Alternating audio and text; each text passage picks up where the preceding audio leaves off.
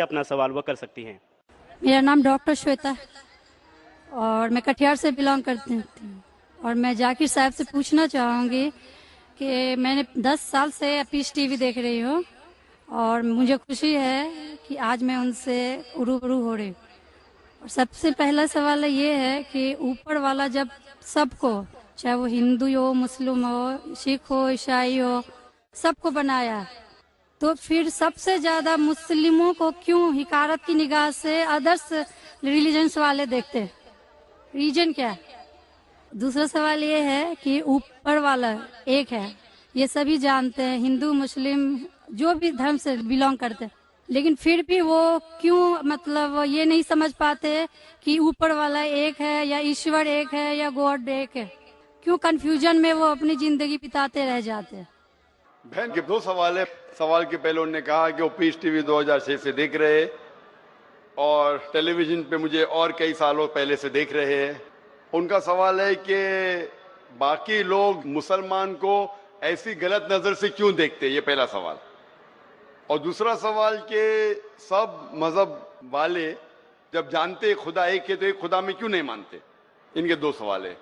बहन, पहला सवाल जो आपका था कि लोग मुसलमान को गलत नजर से क्यों देखते हैं, इसकी मेन वजह है, जैसे मैंने पहले कहा, वो है मीडिया। आज मीडिया, जैसे मैंने कहा, सबसे ताकतवर टूल है, सबसे ताकतवर हथियार है। मीडिया आज एक हीरो को विलन बना सकता है, विलन को हीरो बना सकता है, दिन को रात, रात को दिन। तो ये मीडिया का खेल है, बहुत आसान है। जैसे मैंने कहा ना यूके में क्या हुआ, तो उसी तरीके से आज, पहले जो था अमेरिका को डर था रशिया से, अभी रशिया चली गई, अभी खौफ है इस्लाम से कि अमन फैलेगा तो जो गलत काम कर रहे हैं वो मुमकिन ही नहीं। अगर अमन सब जगह फैलेगा, कुछ लोग नहीं चाहते अमन फैले, क्योंकि अमन जब फैलेगा तो उनके धंधे में नुकसान होगा, क्योंकि कुछ लोग के धंधे जब ही चलते हैं जब अमन नहीं है। फायदा होता है ना, झगड़ा बिगड़ा हो तो उनका फायदा होता है। तो हर इंसान नहीं चाहता है अमन हो। बात करेंगे अमन की, वॉर फॉर पीस, एक्चुअली कर रहे वॉर ऑन पीस। हम जंग लड़ रहे अमन के लिए, वो अमन के लिए नहीं जंग लड़ रहे, अमन को खत्म करने के लिए जंग लड़ रहे। Not war for peace, war on peace. अमन को कायम करने के लिए जंग नहीं लड़ रहे, अमन को खत्म करने के लिए जंग लड़ रहे। तो ये मीडिया है बहन, मीडिया इतना पावरफुल है, इसीलिए मैं कहता हूं मुसलमान मीडिया में पीछे है। हमको मीडिया के जरिए सही पैगाम पहुंचाना चाहिए। बहन, आप देख रहे पीस टीवी 6 साल से पहले, उसके पहले आपने दिगर चैनल पे मुझे देखा।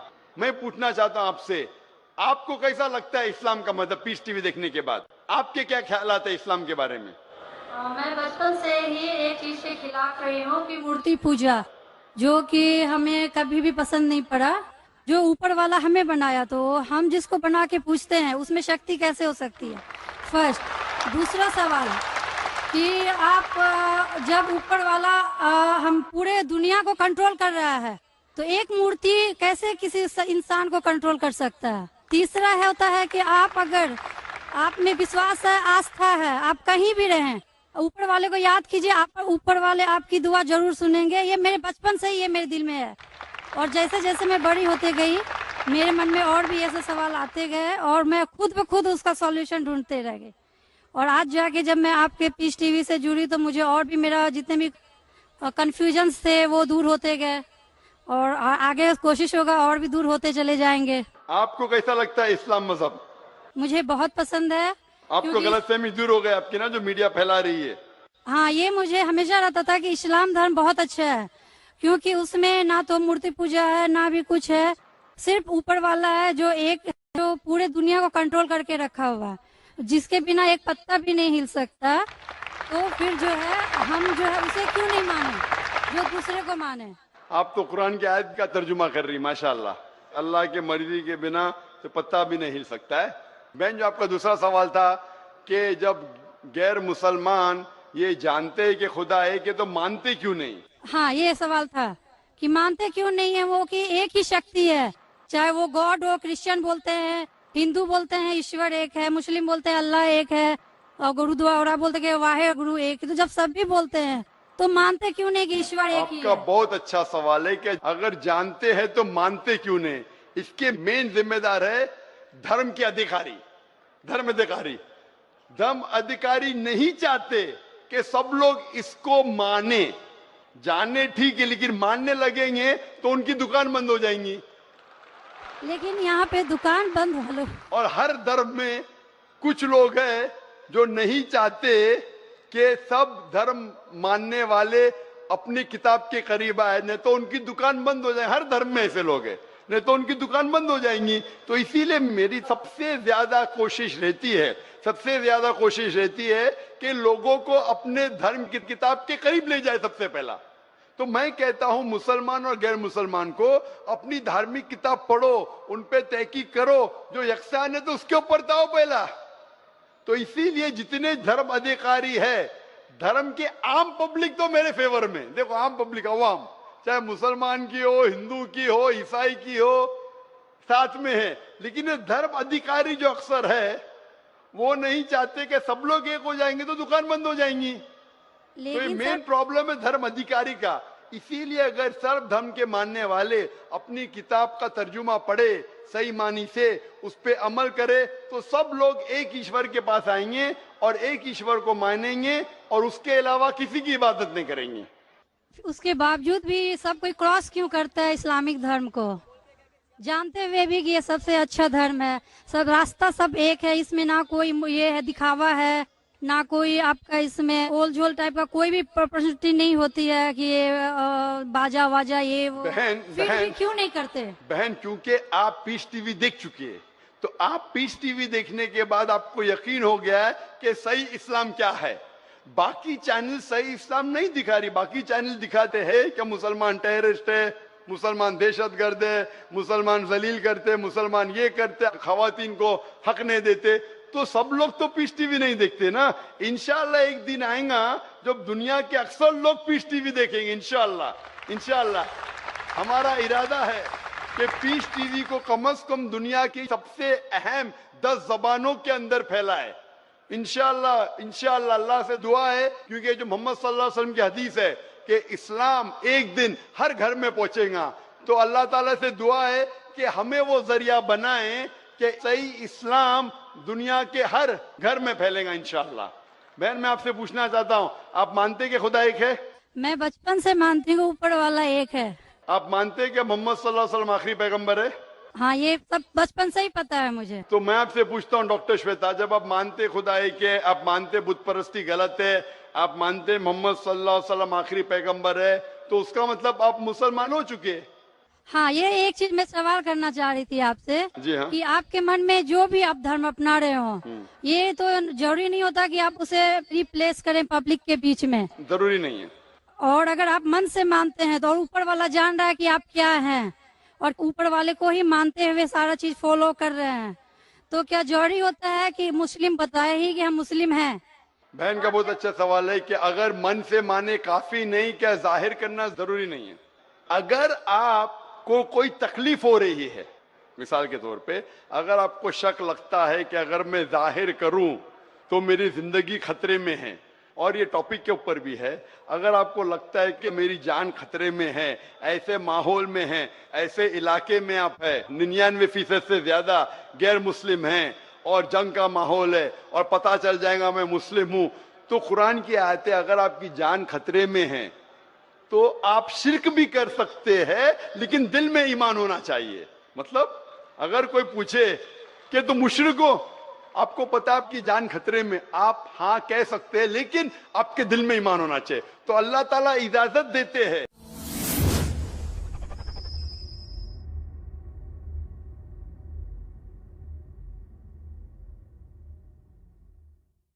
कि अगर आपकी जान खतरे में है, कोई बंदूक रखता है सिर पे और बोला कौन है तुम, अगर तुम बोले हाँ मैं मुशरिक हूं, लेकिन दिल में ईमान है कि अल्लाह एक है, तो आप गुनहगार नहीं। तो अगर आपको डर है कि आपके इज़हार करने की वजह से आपकी जान खतरे में है या कुछ तकलीफ आ सकती, तो मत इज़हार करो। लेकिन इज़हार करने से फॉलो करना आसान है। जो शख्स इज़हार करता है वो फॉलो भी करेगा। अगर इज़हार नहीं करेगा, बोलता मैं मुसलमान हूं, अगर उसके जान का खतरा है तो कोई हर्ज नहीं, उसके दिल उसके बीच में और खुदा के बीच में इज़हार करने की जरूरत नहीं। लेकिन जान का खतरा नहीं है, फिर भी बोलते हैं नहीं मैं जान का खतरा नहीं है, मुझे कोई तकलीफ नहीं, छोटी मोटी तकलीफ है इसलिए मैंने इज़हार करूंगा। फिर क्या होगा? फिर उसको अमल करना मुश्किल होगा। अगर छोटी मोटी तकलीफ है तो इज़हार करना चाहिए, क्योंकि उसको अमल करने में आसानी होगी, नमाज पढ़ने में आसानी होगी, रोजा रखने में आसानी होगी। अगर कबूल नहीं करेंगे तो मुश्किलात और बढ़ेंगी। लेकिन अगर मुश्किलात इतनी हैं कि आपको जान का खतरा है तो आप माइक्रोफोन पे भी नहीं आती थी। मैं भी फील्ड में हूं ना बहन, अगर आपको जान का खतरा होता था तो माइक्रोफोन पे आके आप बोलती भी नहीं थी कि मैं बुत परिस्थिति के खिलाफ हूं, मैं खुदा में मानती हूं। जब इतना बोल दिए तो मुझे यकीन है आपके जान का खतरा नहीं है। मैं भी फील्ड का हूं ना, आप डॉक्टर है, मैं भी डॉक्टर हूं। आप कौन से डॉक्टर है पता नहीं, मैं जिस्म का डॉक्टर हूं। आप पीएचडी डॉक्टर है, मेडिकल डॉक्टर है, कौन से डॉक्टर है बहन आप? डेंटिस्ट। डेंटिस्ट है, माशाल्लाह, करीब पेशा है। मैं मेडिकल डॉक्टर एमबीबीएस हूँ, आप डेंटिस्ट है। आपको कैसे पता चलता है दांत में दर्द हो रहा है तो क्या प्रॉब्लम है, बराबर ना? तो वैसा मुझे भी थोड़ा थोड़ा पता चल जाता। मैं जिस्म के डॉक्टर के अलावा रूहानी डॉक्टर भी हूँ माशाल्लाह। तो मुझे पता आपको जान का खतरा नहीं है। तो जान का खतरा नहीं है तो मेरी ये राय है, इज़हार करने से आपको अमल करने में और आसानी होगी। ये मुझे पता है। पता आपको ना? हाँ। तो आपको जान का खतरा है? अब मैं अभी क्लियर नहीं कर सकती कुछ भी आपसे। और एक लास्ट सवाल ठीक है पूछना इंशाल्लाह। चाहती हूँ लेकिन आपसे। आप मेरे नजदीक आप मुस्लिम हैं, इंशाल्लाह अल्लाह आपको और हिदायत दे जानने के लिए और अमल करने के लिए भी बहन। और एक लास्ट क्वेश्चन पूछना चाहती हूँ आपसे। जी हाँ पूछिए डॉक्टर जब श्वेता। ऊपर वाले सबको नीचे भेजे तो फिर नीचे डिवाइड क्यों किया गया कि सब अलग अलग धर्म में बिलोंग करने लगे? ये सवाल कल पूछा गया था मुझसे कि ऊपर वाला जब एक है तो नीचे वालों को डिवाइड क्यों किया है अलग अलग? अल्लाह ने, खुदा ने, भगवान ने एक ही धर्म भेजा है, एक ही दीन। कुरान में लिखा है सूरह अल इमरान में सूरह नंबर 3 आयत नंबर 19 में, इन्ना दीना इंदल्लाहिल इस्लाम, के अल्लाह के नजदीक एक ही दीन, एक ही मजहब सही है, वो है इस्लाम, जिसके मानी है अमन शांति हासिल करना अल्लाह के पैगाम पे अमल करने के बाद। तो जो भी अल्लाह खुदा ईश्वर के पैगाम पे अमल करता है और अमन हासिल करता है उसे अरबी में कहते मुस्लिम। लेकिन क्या हो गया कि क्योंकि खुदा ने बहुत से पैगाम भेजे और जितने पैगाम पहले आए थे वो महदूद थे एक ग्रोह के लिए, और वो पैगाम वैलिड था एक वक्त के लिए, क्योंकि खुदा जो सब कुछ जानता है वो जानता है कि 1400 साल पहले इंसान पूरे पैगाम को हजम कर सकेगा, समझ सकेगा। इसीलिए 1400 साल पहले कुरान भेजा। जितनी पहले किताबें भेजे वो वक्त के दौरान बदलते गए, लोग ने बदले, और खुदा ने उसे महफूज रखना सही नहीं समझा क्योंकि जरूरत नहीं थी। अल्लाह ने, खुदा ने, भगवान ने वो पहले पैगाम जो महदूद थे उसे महफूज रखने की जरूरत नहीं समझी। लेकिन क्योंकि आखिरी पैगाम कुरान 1400 साल पहले जब भेजा, कुरान में अल्लाह लिखते हैं सूरह हिजर में सूरह 15 आयत नंबर 9 में कि हमने कुरान नाजिल किया है और हम इसे महफूज रखेंगे, क्योंकि ये आखिरी पैगाम है, इसके बाद कोई पैगाम नहीं आने वाला है। इसीलिए वो सिर्फ एक ग्रोह के लिए नहीं, सिर्फ मुसलमान के लिए नहीं, सिर्फ अरबों के लिए नहीं, सारे इंसानों के लिए, और सिर्फ एक वक्त के लिए महदूद नहीं, ता क़यामत है। क्योंकि इसके बाद कोई पैगाम नहीं आने वाला, ये पैगाम को कोई बदल सकता ही नहीं। इसीलिए जितने पुराने पैगाम हैं, बदलने के बावजूद उनमें जो मेन बात है, जो असल बात है तौहीद की, कि खुदा एक है, उसके अलावा कोई माबूद नहीं, और बुत परस्ती नहीं करना चाहिए, मूर्ति पूजा नहीं करना चाहिए, सारे मजहब की किताबों में मौजूद है। वो अलग बात है कि धर्म अधिकारी इनको आम नहीं करते अपने लोगों के सामने, इसलिए लोग को गलत फहमी है कि जाकिर सिर्फ अपनी मजहब की बात कर रहा है। अरे मैं उनकी मजहब की बात भी कर रहा हूं। तो लोग जब तहकीक करने लगते हैं तो पता लगता है कि ये तो सही बात कर रहा है। तो एक चीज अल्लाह ने किया है, अल्हम्दुलिल्लाह, भगवान ने, ईश्वर ने, कि ये मेन पैगाम तौहीद का महफूज रखा है, और इसमें यह भी महफूज रखा है कि आखिरी पैगंबर आने वाले मोहम्मद सल्लल्लाहु अलैहि वसल्लम में। Hope that answers the question sister. अब हम फिर लौट आते